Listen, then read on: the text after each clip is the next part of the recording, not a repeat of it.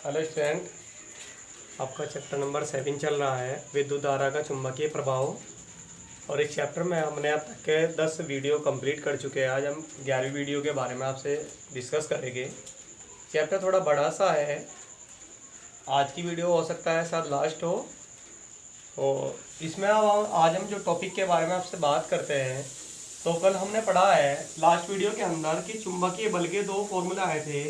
एक तो होता है आवेशित गतिशील कण के कारण F बराबर q v B sine theta, और एक और फॉर्मूला होता है आपका, और वो होता है धारावाही चालक के कारण F बराबर आई बी एल साइन थीटा। ठीक है। अब बल एक सदिश राशि है, तो बल की दिशा ज्ञात करने के लिए नियम के बारे में हम बात करते हैं जो कि इम्पोर्टेंट है। चुंबकीय बल की दिशा, चुंबकीय बल की दिशा ज्ञात करने संबंधी नियम। चुंबकीय बल की दिशा किस नियम से ज्ञात होती है, उसके संबंध में हम आपको नियम बता रहे हैं। वैसे दो नियम होते हैं, लेकिन जो मोस्टली यूज होता है आपका, वो आपका यूज होता है फ्लेमिंग का। फ्लेमिंग वैज्ञानिक का नाम है भाई। फ्लेमिंग का बाएं हाथ का नियम होता है, बाएं हाथ का नियम। ठीक है। ये क्या कहता है, फ्लेमिंग ने क्या था कि अगर हम अपना बायां हाथ लें और उसका अंगूठा और उसके पास की दोनों उंगलियां हैं, इसे तर्जनी उंगली कहेंगे, इसे मध्य उंगली कहेंगे। इन्हें तीनों को एक दूसरे के लंबवत कर लिया। तब यदि पहली उंगली, जिसे हम तर्जनी उंगली कहते हैं, ये चुंबकीय क्षेत्र की दिशा में हो और दूसरी उंगली धारा की दिशा में हो, या तो बोलिए धारा की दिशा में हो, या बोलिए धनावेश की गति की दिशा में हो, मतलब जिस दिशा में आवेश गतिशील है, धनावेश गतिशील है, दोनों के लिए सेम चलेगा। अगर इसके लिए आपको बताना है तो हम बोलेंगे धनावेश की गति की दिशा में, इसके लिए बताना है तो धारा की गति की दिशा में, धारा की दिशा में। ठीक है। तो पहली उंगली ये चुंबकीय क्षेत्र की दिशा में होगी, जो दूसरी उंगली होगी वो या तो धारा की दिशा में हो या धनावेश की गति की दिशा में हो। तब जो आपका अंगूठा होता है ये बल की दिशा को प्रदर्शित करता है। ये इस बात को बताता है कि चुंबकीय बल किस दिशा में लगता है। किस तरह से, देखिए आपकी पहली उंगली है तर्जनी उंगली चुंबकीय क्षेत्र की दिशा में, दूसरी जो उंगली हैगी लंबवत है, वो या तो धारा की दिशा में हो या फिर होनी चाहिए धनावेश की गति की दिशा में। ठीक है। तो जो आपका अंगूठा होता है ये चालक पर लगने वाले बल की दिशा को प्रदर्शित करता है, इस बात को बताता है कि बल किस दिशा में लग रहा है। क्लियर है भाई। नेक्स्ट आपका एक टॉपिक होता है दो समांतर ऋजुरेखीय का मतलब होता है सीधे धारावाही चालक तारों के बीच या चालकों के बीच, तारों के बीच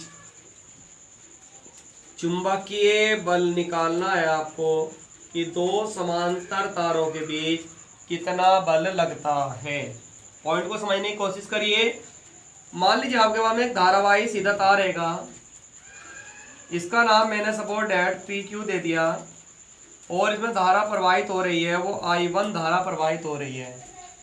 जैसे हम इस चालक में धारा प्रवाहित कराओगे तो इसके चारों ओर चुंबकीय क्षेत्र उत्पन्न हो जाएगा। मान लीजिए R दूरी पर एक बिंदु है और इस पर जो पहले तार के कारण चुंबकीय क्षेत्र है वो B1 है भाई। पहले तार के कारण जो चुंबकीय क्षेत्र है उसमें पहले तार के समांतर एक दूसरा तार हमने रख दिया, चालक रख दिया, और उसमें हमने जो धारा प्रवाहित करा दी वो I2 धारा प्रवाहित करा दी। तो जैसे ही हम चुंबकीय क्षेत्र में किसी चालक को रखते हैं और उसमें धारा प्रवाहित करते हैं तो चालक पर चुंबकीय बल लगता है F बराबर IBL लगता है भाई।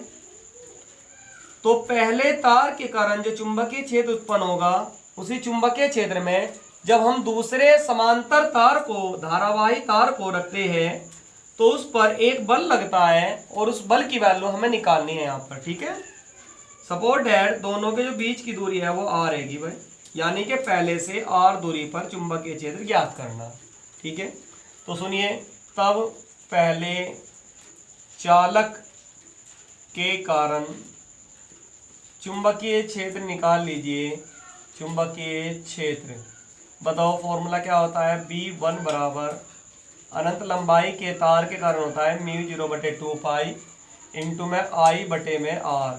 चूंकि पहले तार में धारा I1 है इसलिए मैं I1 ले लूंगा। क्लियर है भाई। अब इस चुंबकीय क्षेत्र में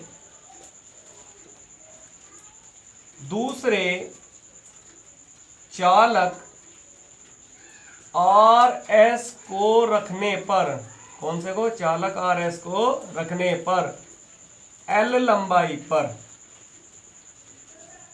आरोपित चुंबकीय बल निकाल लीजिए कि L लंबाई पर कितना बल आरोपित होगा। तार तो पता नहीं कितना लंबा, लेकिन हमने इसकी L लंबाई ले ली बस केवल। तो फॉर्मूला होता है F बराबर IBL साइन थीटा से, ठीक है भाई।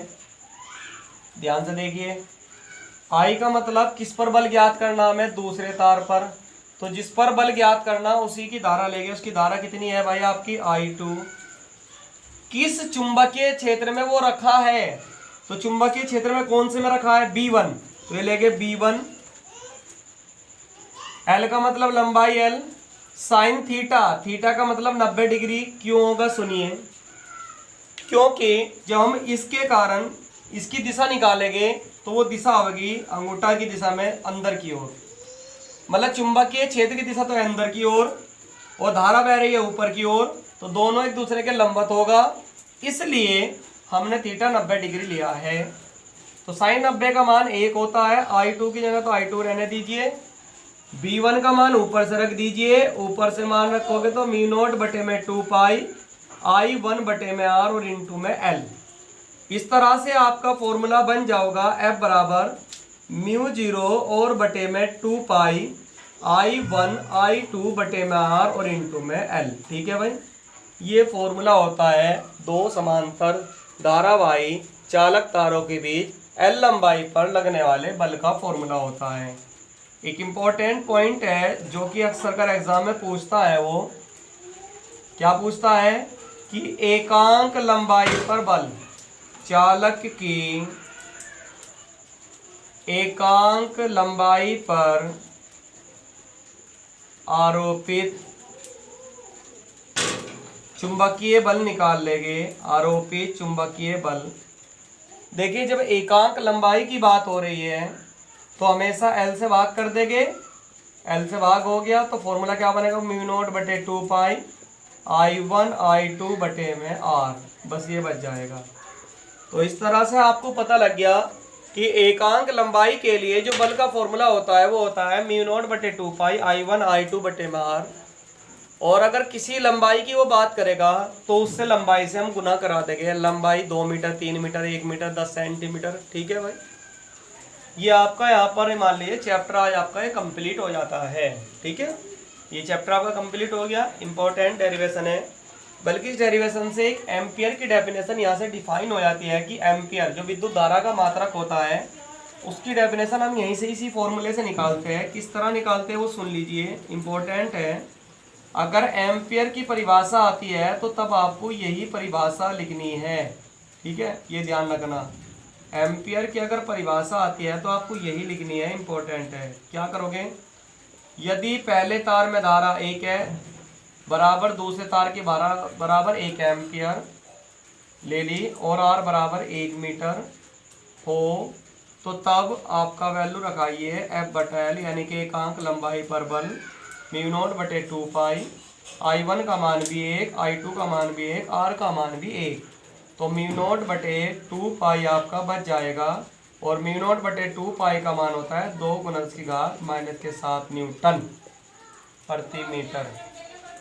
तो एम्पियर की परिभाषा यहाँ से कुछ इस तरह से डिफाइन हो जाती है कि 1 एम्पियर वो विद्युत धारा होती है जो दो समांतर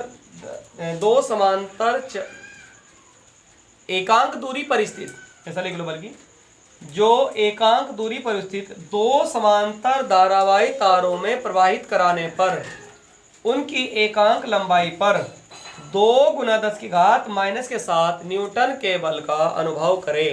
एकांक लंबाई बोलेगे तो बस न्यूटन बोलेंगे, और एफ बोलेगे तो न्यूटन पर मीटर बोलेंगे। एकांक लंबाई पर जो धारा इतने बल को अनुभव करा दे उस धारा को हम 1 एम्पियर कहते हैं। ये क्लियर हो गया।